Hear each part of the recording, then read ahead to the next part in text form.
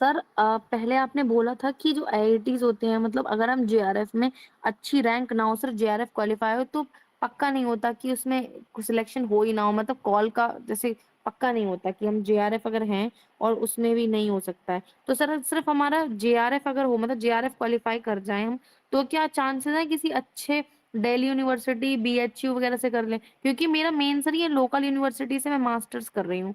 तो यहाँ पर रहकर सिर्फ मैं नेट और जेआरएफ की ही प्रिपरेशन कर सकती हूँ, मतलब हाँ, जितना यहाँ पे है। तो सर अगर सिर्फ जेआरएफ क्वालीफाई कर लूँ मैं, तो क्या चांसेस है कि दिल्ली यूनिवर्सिटी बनारस या कोई ढंग का एनआईटी से पीएचडी कर लूँ? क्योंकि मेरा सर काफ़ी मन है अच्छे आगे पढ़ने का, इतना ज़्यादा। तो क्या चांसेस है? क्योंकि आपने स्ट्रेट अवे बोला था कि अगर आपको जेआरएफ हो, तो भी पक्का नहीं क्योंकि वो टॉप 20 या 25 रैंकर्स को ही बुलाते हैं आईआईटी में इंटरव्यूज़ के लिए। तो सर इसलिए एक बार आप ये तो प्लीज़ ये ये तो बताओ। डिमांड और सप्लाई का गेम है ना।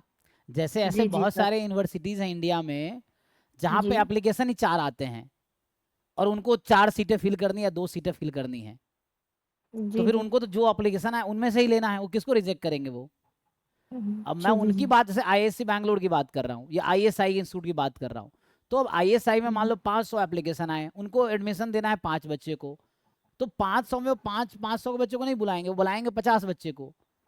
तो जी, वहाँ जी, जी। क्राइटेरिया का चक्कर आता है। आईआईएससी बैंगलोर है, आईएसआई है, जो अच्छे इंस्टीट्यूट्स हैं, है ना। तो उन इंस्टीट्यूट्स में ये सब है, आईआईटीज में भी कुछ टॉप के हैं।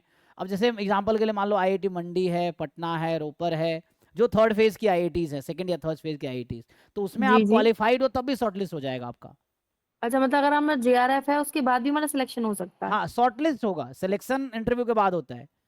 अच्छा समझ गई मतलब अगर आप सिर्फ जेआरएफ क्वालिफाइड हैं, तो आपको इंटरव्यू के लिए वो बुला लेंगे। बुलाएंगे, हाँ, जस्ट क्वालिफाइड हैं। जैसे एग्जांपल के लिए अभी मैं बताऊं आपको कि जैसे इवन आईआईटी बॉम्बे इस बार, जैसे हमारा स्टूडेंट एक है, इनका 30 मार्क्स है, गेट स्टैटिस्टिक्स 2030.3 या 30.6 मार्क्स है, और इस बार कट जी, ऑफ जी। जनरल का था 30.3 गेट का।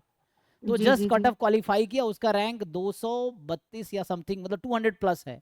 स्टिल वो जी, आईआईटी जी। बॉम्बे में रिटर्न और इंटरव्यू दे के आया है, ओके, ओके। सिर्फ क्वालिफाई करने पे भी। तो कई जगह जैसे स्टैट्स में, हमारे पास स्टैटिस्टिक्स में अगर आप हो, तो बहुत कम बच्चे हैं जो पीएचडी की तरफ जाते हैं, क्योंकि ज़्यादातर एमएससी के बाद जॉब में, जैसे आईआईटी में जो एमएससी किया वो जॉब मिल जाता है ज़्यादातर को। बाकी जगह जी, भी जी, लोगों जी। को जॉब मिल जाता है, लोग जॉब में चले जाते हैं। तो पीएचडी के लिए एस्पिरेंट उतने ज़्यादा है नहीं। तो ज़्यादातर केसेस में क्या होता है, सबको बुला लिए जाते हैं, ठीक है। ओके। लेकिन वो बस वही मैं बता रहा हूँ, डिमांड सप्लाई का गेम है कि कितनी सीटें अच्छा। हैं और कितने बच्चे अप्लाई करते हैं, उस पर डिपेंड करेगा। तो सर अगर जैसे जेआरएफ जस्ट क्वालिफाइड है, तो किसी एनआईटी, बीएचयू, डीयू आईआईटी इसमें में तो भी हो पीएचडी जाएगा, आपको मिलेगी? जस्ट क्वालिफाइड है स्टिल आईआईटी में भी आपको बुला लिया जाएगा, वो आईआईटी में बस भी ऐसा हो फिर जाएगा, हाँ। वहाँ पे जाके इंटरव्यू में आपको अच्छा परफॉर्म करना पड़ेगा। जी जी जी। और सर एक चीज़ और जैसे मान लीजिए अगर इसमें मतलब हो जाए एनआईटीज़ वगैरह में, तो इसमें आगे उसके बाद स्कोप वगैरह तो होगा ही मतलब अच्छा अगर 4-5 साल हम पे दे रहे हैं पीएचडी को। क्योंकि सर मेरा मास्टर्स थोड़ा बहुत लोकल यूनिवर्सिटी से हो गया, तो मेरा मन था कि अगर मैं आगे अब अपने टाइम दे रही हूँ 4-5 इयर्स, तो एटलीस्ट वो वर्थ इट तो हो इसलिए। तो अगर हम अच्छे से पीएचडी करें तो कुछ तो स्कोप हो जाएगा ना एनआईटी, डीयू वगैरह से भी करें तो। हाँ, कुछ पीएचडी स्टैट्स में कर लेंगे तो कॉर्पोरेट का भी ऑप्शन खुला है, नहीं तो सर आप आराम स्टैट्स से। नहीं मेरा केमिस्ट्री सब्जेक्ट है अच्छा सॉरी, मतलब। आपका केमिस्ट्री है ना, तो अच्छा जी, जी, जी। केमिस्ट्री है। तो नहीं, नहीं कोई हाँ, दिक्कत। कोई दिक्कत नहीं। तो उसमें क्या है कि जैसे आप केमिस्ट्री में आपकी ज़्यादा भीड़ है, देखो हमारे स्टैट्स के मुझे पता है कम बच्चे ही हैं, तो सबको बुला लिए जी, जी। जाते हैं ऑलमोस्ट। लेकिन अगर जी, आपके केमिस्ट्री में बहुत भीड़ है मान लो, तो उसमें फिर वो जी। चक्कर है ना। जैसे आपने जी, एग्जाम्पल जी। दिया था ना, उसने किसी बच्चे का क्वालिफाई है लेकिन नहीं बुलाए। जी, तो जी, जी, ये वही, वजह वही, है, वही। हाँ। तो वही डिमांड सप्लाई वाला गेम है कि कितने बच्चे अप्लाई कर रहे हैं, कितने बच्चों को एडमिशन देना है, उसके अकॉर्डिंग वो डिसाइड करेंगे कि किनको बुलाना है, किनको नहीं बुलाना है, ठीक है। बट हाँ, ओके। आप एक बार पीएचडी कर लोगे, अच्छी जगह आराम से जॉब मिल जाएगा, किसी यूनिवर्सिटीज़ में आप असिस्टेंट प्रोफेसर बन सकते हो, या आपके यहाँ भी नौकरी मिलती होगी ना, केमिस्ट्री में इसकी जो जी, कंपनीज जी, हैं, जी, जी। दवाइयाँ जो और बनाती हैं। इंडस्ट्रियल एरियाज़ में भी। तो हाँ, सर वही था मेरा अगर मतलब एनआईटीज़ में मतलब अगर केमिस्ट्री है, तो एनआईटी जेआरएफ है अगर तो एनआईटीज़ वगैरह में तो बुला ही लेंगे कि एनआईटीज़ वगैरह में भी बिल्कुल बिल्कुल, हाँ।